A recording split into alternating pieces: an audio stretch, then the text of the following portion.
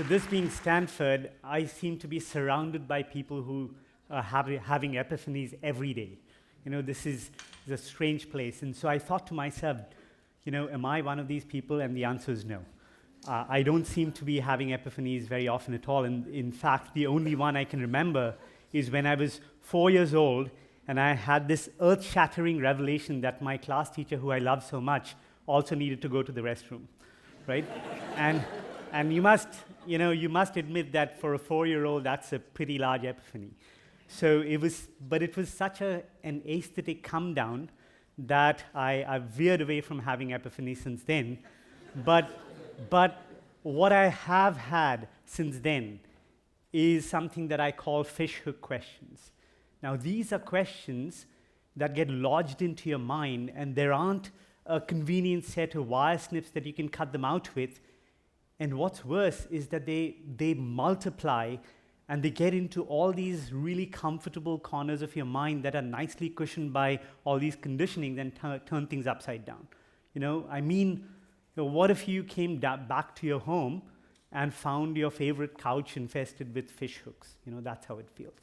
So let me tell you about a time that a fish hook got deeply embedded into my mind. I was 22 years old, and I was just getting out of undergraduate school in architecture, with the grim realization that the field that I loved so much was ensconced in a discipline that I absolutely hated. So I joined a nonprofit and went off to deep interior rural India, working on a project that was using earth as a building material for rural housing. So here I am on the first day, and I need to get to a work site which is some 15 miles away, and I don't have access to my motorcycle yet, so I go down to the center of the village in search of a bus stop, and the bus stop is this gigantic banyan tree, and there are all these villagers squatting, smoking beedis out there. So I approached them and I asked them, when the bus to Buhari would arrive, and they said, about 15 minutes. So we wait together, and so 15 minutes go by, half an hour passes, 45 minutes go by. Now, I'm getting nervous because I'm thinking to myself that if I reach my workplace, this work site, late on day one, gone are my chances of ever getting my masons and work people to arrive on time after that. So I approached these 3 people sitting out there in fairly companionable silence, and I asked them, when is this bus going to arrive? And they look at me, and they say 15 minutes, right? But it's not the answer. It is the look that they give me. They all have the identical look. And suddenly, for me, time melts. It collapses, and I'm not making eye contact with these villagers, but I'm gazing across this temporal abyss into the eyes of an ancestor from 100 generations ago. And I know that in that particular context that something special for me has happened, and the first thing I know about is that in that context I've asked somewhat of an idiotic question, right? And then I also get the feeling that time must move slower under a 1,000-year-old tree, right? But this is the fishhook question that gets lodged in me that day, which is that I realize that even though we are all Indians, that we are actually from slightly different planets, and there are questions under questions. My question is a very legitimate one that belongs to the frame that I live in, but I don't have access to the frame that they have where I can unask my question. Meanwhile, their question is the absence of question is a question in itself, and they don't have access to my frame. And I have no clue about, not even the beginning of an idea of what that frame must be like. And so this is a very big moment for me, and somehow this was the fishhook that got lodged in me, and for 20 years I've been studying this formally and informally, and it has caused me to do many things. So one of the things it made me do is to go back that night and write a letter to my parents. Now, that's very uncharacteristic of me. And it was a one-line letter, which is, couldn't have been particularly fun for any parent to receive. And this was the letter, right? And I said that my contention was that contentedness is some relationship between how you perceive reality and its relationship with what is the shape of your desire. It is because I saw these people sitting in utter contentedness and for them, till the bus had not arrived, it had not arrived, and when it had arrived, it had arrived. It's as simple as that, right? And I realized that somewhere there is a frame where if the shape of your desire far exceeds your perception of reality, then you're discontented. And contentedness is not to be mistaken with happiness. But the reverse is also true. And so I got to thinking, and I've seen these enormous patterns emerge, and there are certain things we do time and again. For example, we tokenize. What we do is we embed an emblem, we create semantic proxies of desires. In this case, we might actually create a proxy where the big house starts to represent happiness, and we go to inordinate lengths to acquire that, even if we get impoverished in some other currency like time or some other very, very valuable currency, right? And so big house starts to represent happiness, and we forget why we wanted that in the first place.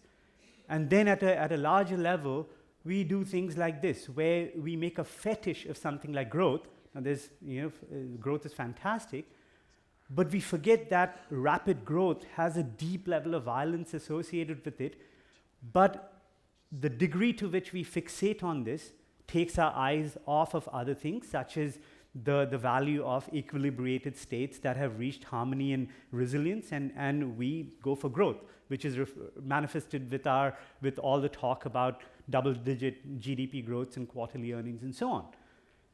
The other thing that we are prone to do is we love to use the scalpel. We take a question and cleave it in two and do X versus Y, right? And we say we put them in opposition in extremely polar contrast. So this is a conversation I have with my students time and again. They come to my office and say, should I follow my passions or should I just go get a stable job, right? Now, it's such a familiar and real question to ask, but it's to be noted that the students who come to me and who are actually following their passions, they do not frame the question this way. They come and announce that they are going off and doing something that they're passionate about, and of course, they are excited and terrified at the same time, but that's a different question. But the insidious thing about this is that when you frame a question in this polarized way, there is typically a very, very heavy bias going on into one side.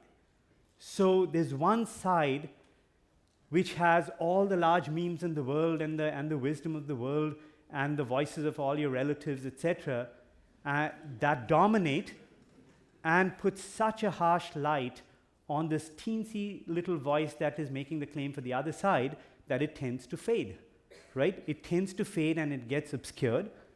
And what happens then is that the questions shift into that part of the question. And that's where new questions are born. And what is even more insidious is that the further away from the fundamental question that you get, the more numerous other questions in that realm. So if you had somehow decided that happiness was the answer the house was an answer to your happiness rather than building better friendships or getting a puppy, you hurtle down this path where suddenly you're looking at a choice between one large-scale display versus another large-scale display, wondering which one would be more gratifying to watch bad TV on, right? And this is what gets us this extreme paradox of choice. This is what the behavioral scientists have words for, like choice aversion and decision fatigue, etc. But essentially, it is the mirage of an optimal choice that keeps us from feeling happy about any of them. But what's what's worse is that our bandwidth is so taken up by all these questions that even though that fundamental question that we left behind is within arm's reach, it might as well be a light year away, right? And so we tend to do this time and again. We tokenize failure as losing, success as winning, and we polarize them. And this is such a colossally short-sighted thing to do because it makes the claim that there is a path to success without going through failure. And we could talk for hours on this, but my contention is that Silicon Valley would not be what it is if it didn't have its deep appreciation and understanding of failure and using failure. And we do this again and again. Look at what we do. If we frame it as such, where national security is in opposition with not going to war, well, guess what? We have to go to war, right?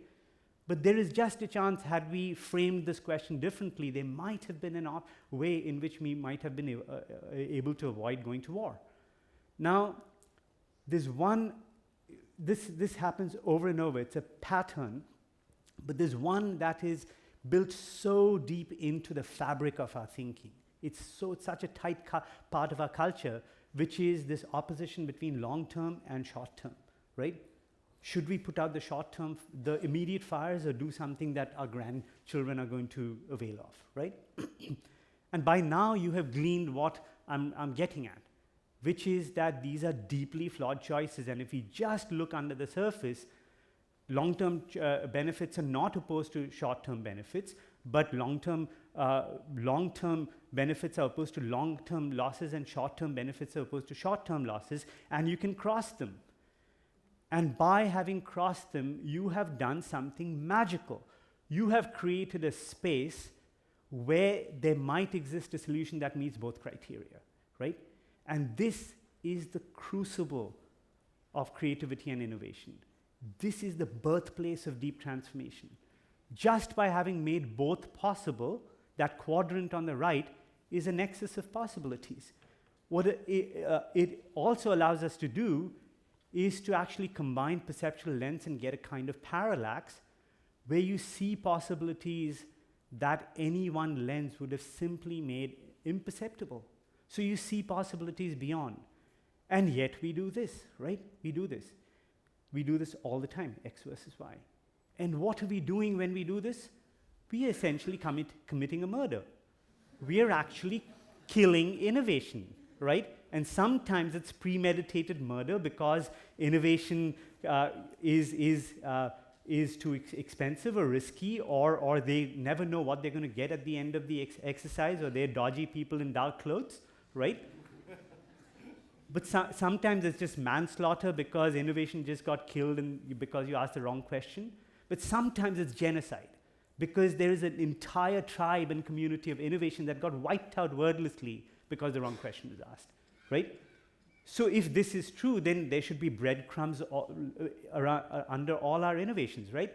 So just let's look at them, right? Under any one of these, the innovation that big innovation that we've had, should be a trace of an audacious question and an unreasonable question where duality was maintained. So if you are heavier than air and you still want to fly, then you get something like powered flight that goes off and changes everything, right? Or to use the TED Hall of Fame, if you want to stick to very dense data, but you somehow still want to maintain clarity, then you get something like Gapminder that Hans Rosling is so famous for, right? So given that we can do this root cause analysis and ask questions multiple times to get at what is really under our tokens and our emblem, the proxies that we use for our desires, and given that we can create new spaces where multiple sets of possibilities are alive, I would like to sink a fishhook into your mind if I can today. And I would like to claim that the current frame in which we have defined progress is not only falling short of delivering on its own claims, but it's deeply opposed to what it would take to create stable biospheres. And our biosphere is the bedrock on which our civilization stands on, and it's fracturing really, really quickly. And one of them is winning because our cultures have a very deep bias for one thing. So supposing we do this, and we say that desirable futures from an anthropomorphic sense point of view, anthropocentric point of view, and ways in which to get a stable biosphere were kept alive, what are those new paradigms that exist out there that could serve both functions? Let's look for them, because if we look for them, we'll find them. And I hope this is a fishhook question that does get lodged into your mind. I hope it multiplies into many fishhooks, gets into those comfortable couches in your mind, and makes them somewhat more uncomfortable. Thank you.